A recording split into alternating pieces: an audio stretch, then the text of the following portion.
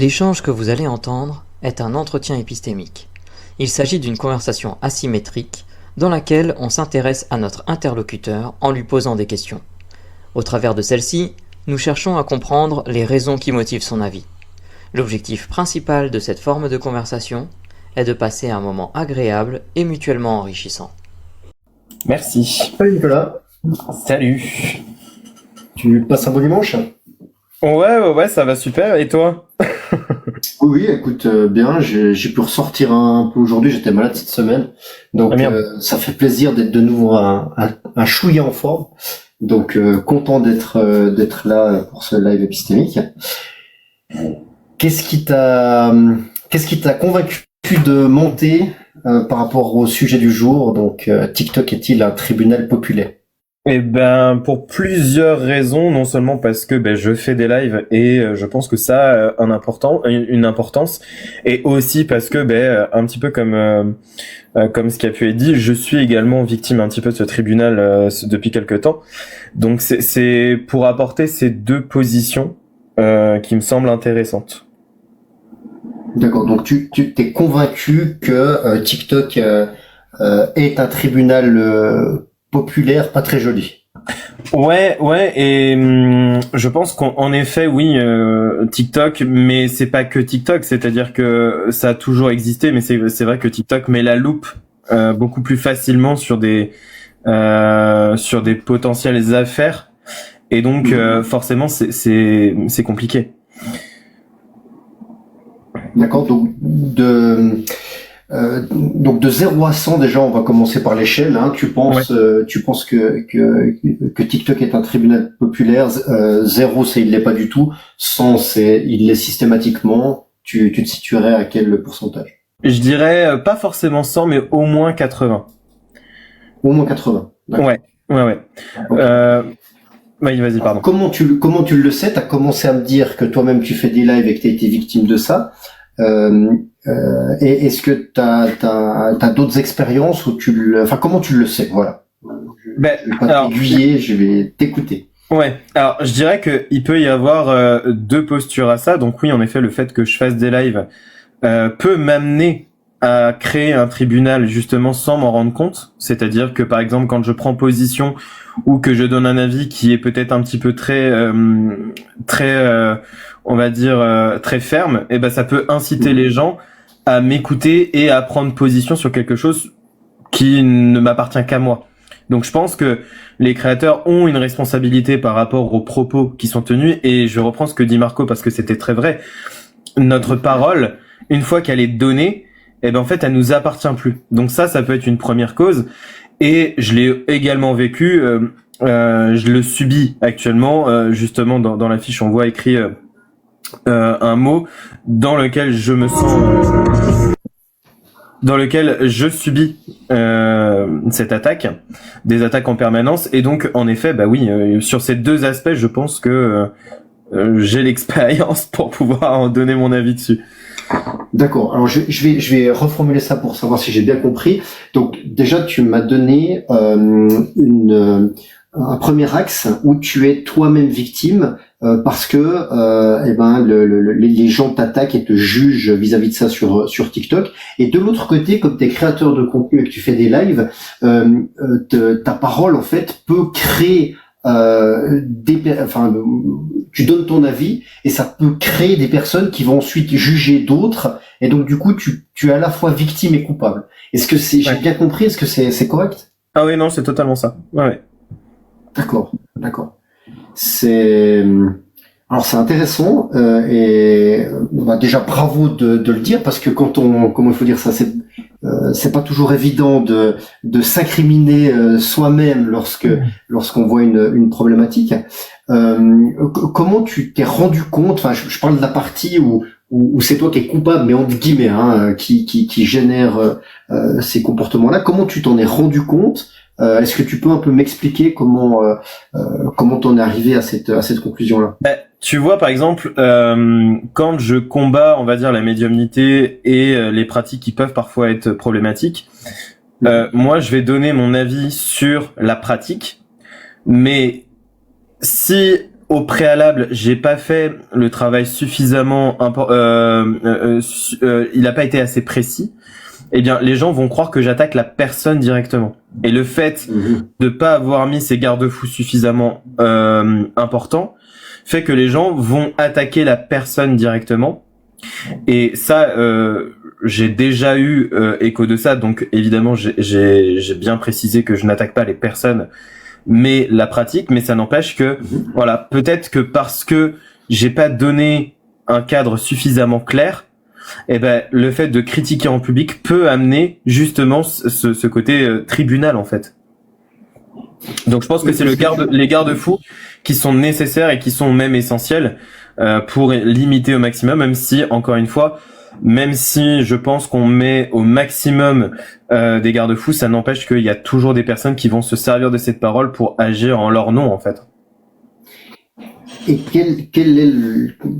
quelles seraient là où les solutions pour cette problématique? Parce que je suppose que plus l'audience est importante, plus statistiquement, même en mettant des garde-fous, tu auras des personnes qui comprendront mal ou moins bien les propos ou pour d'autres motivations iront de toute façon juger les gens.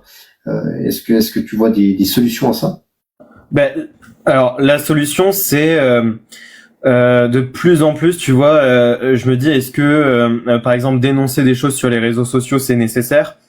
Ça, c'est vraiment que mon point de vue. Je pense que oui, mais le problème, c'est que en faisant ça, on sollicite quand même du harcèlement. Donc, ma posture est en train un petit peu de changer petit à petit, parce que, malheureusement, on sait que quand on fait ça, on peut générer ce tribunal.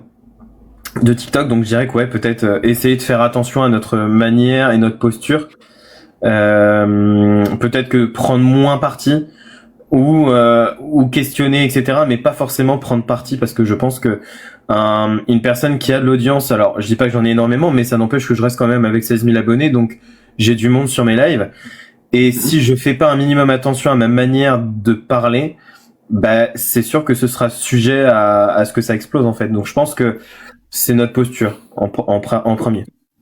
Quand tu dis que ta posture a changé, elle est passée de quoi à quoi?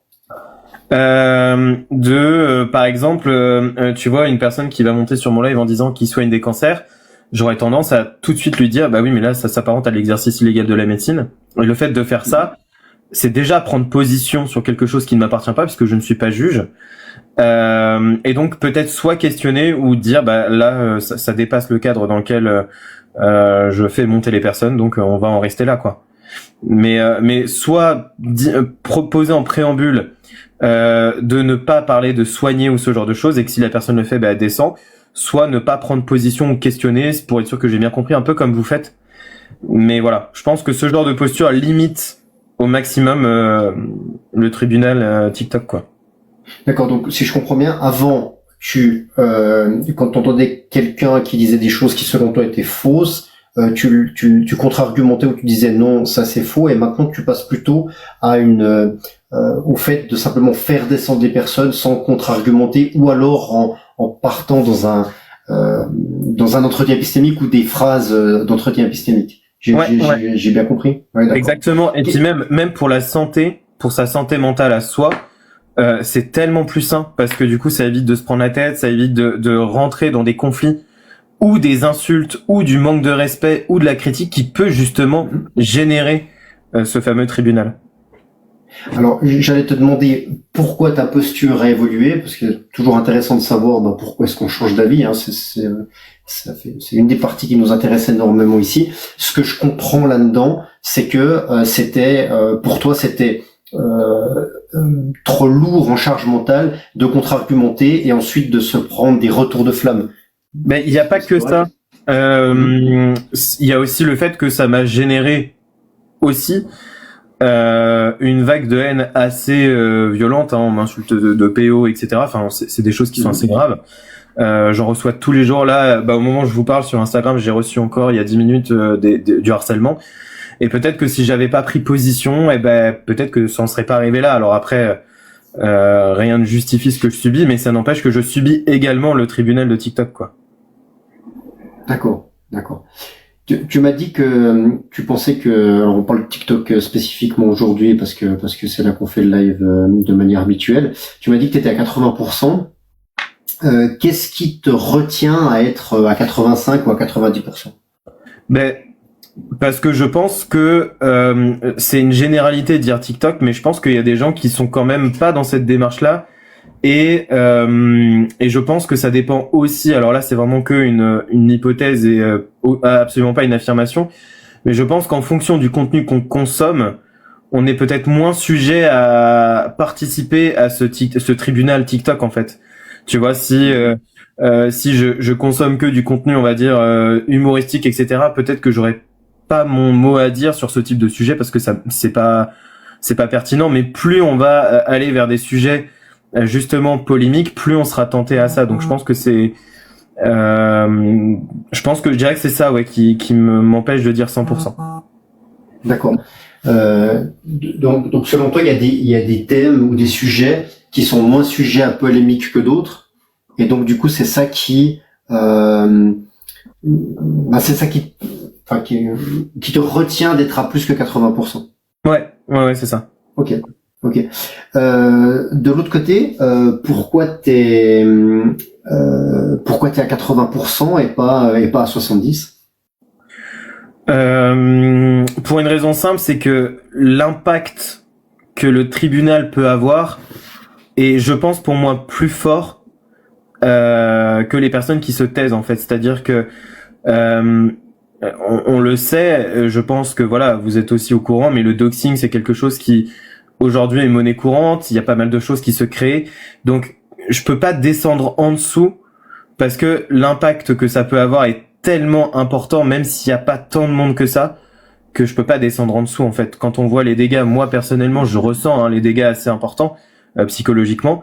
On peut pas descendre en dessous. Enfin, en tout cas, à mon sens, je peux pas descendre en dessous. Ok, donc si je comprends bien ce que tu me dis, tu mets un pourcentage élevé parce que les conséquences liées au tribunal populaire de TikTok sont tellement impactantes sur la vie des personnes que tu as ce niveau de conviction qui est haut. Ouais. Si je le résume correctement, si je le reformule correctement. Ouais, c'est très bien reformulé. Ouais. D'accord. Au-delà de l'expérience personnelle, parce que j'ai compris que c'était ça ton épistémologie principale qui t'a amené à penser que TikTok est un tribunal populaire. Est-ce que tu as d'autres sources d'informations qui peuvent t'apporter ça? Oui, on le voit sur d'autres sujets. Quand il y a le moindre sujet qui peut solliciter à donner son avis, les gens vont le faire. Et même si c'est pour ça que le mot tribunal, il peut être entre deux, parce que je pense que les gens ne se rendent pas compte que donner son avis, c'est apporter un jugement.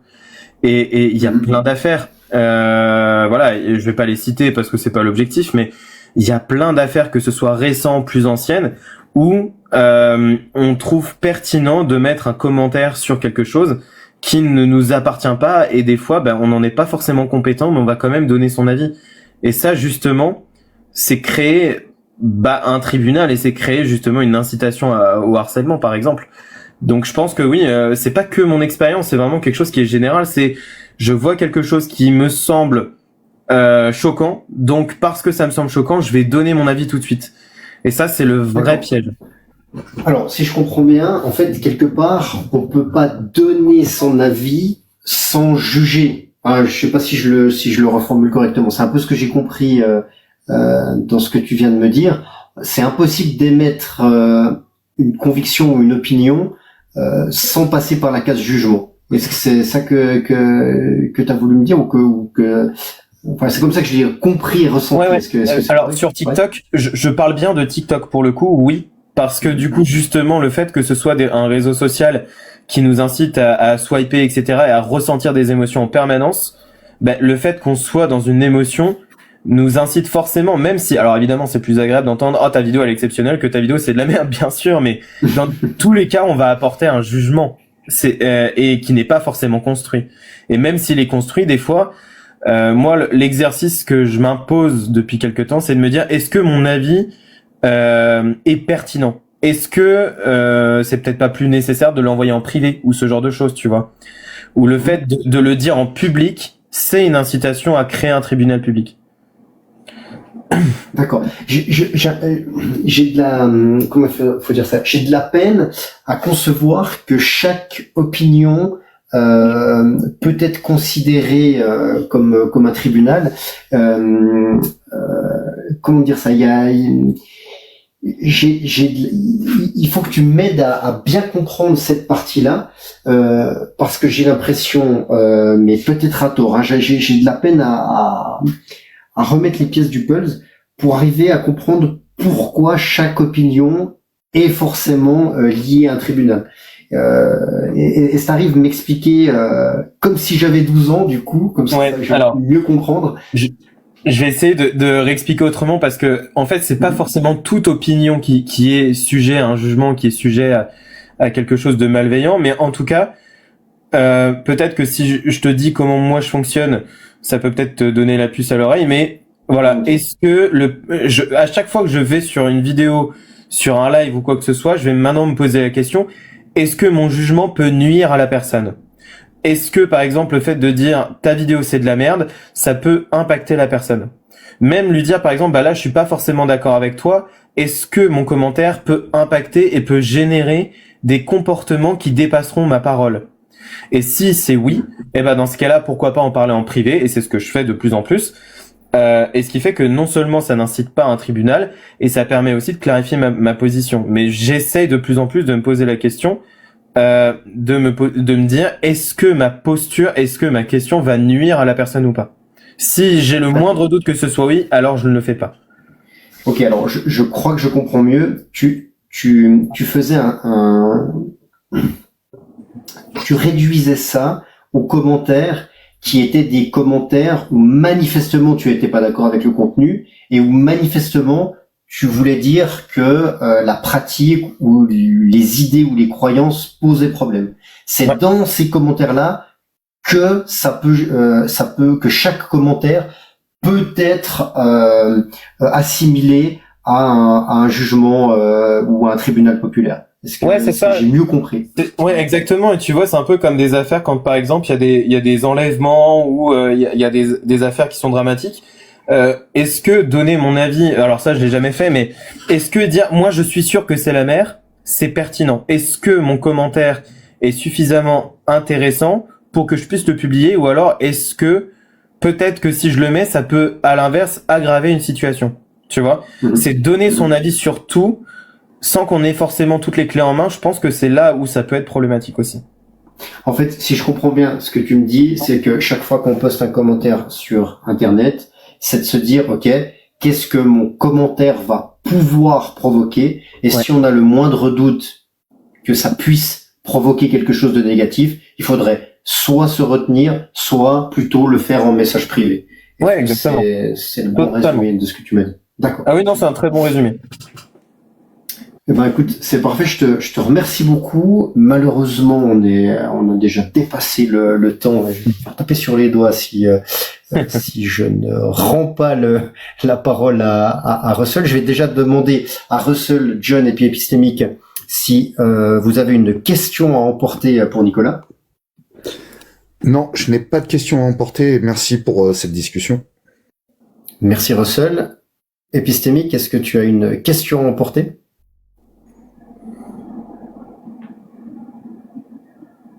Alors, je pense qu'il est occupé, donc si il répond pas dans les 3 prochaines secondes, je vais demander à Est-ce que quelqu'un peut aller chercher le défibrillateur pour Galactique?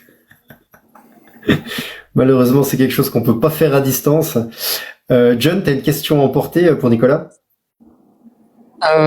Ouais, en fait, ça m'a évoqué il y a deux choses que tu as dit qui m'ont posé question. C'est comment, mais je vais en poser qu'une et c'est vraiment une question à emporter. Tu disais par exemple, voilà, je me pose, si j'ai bien compris, hein, avant de commenter, je me pose la question, est-ce que c'est pertinent et est-ce que ça peut nuire à la personne?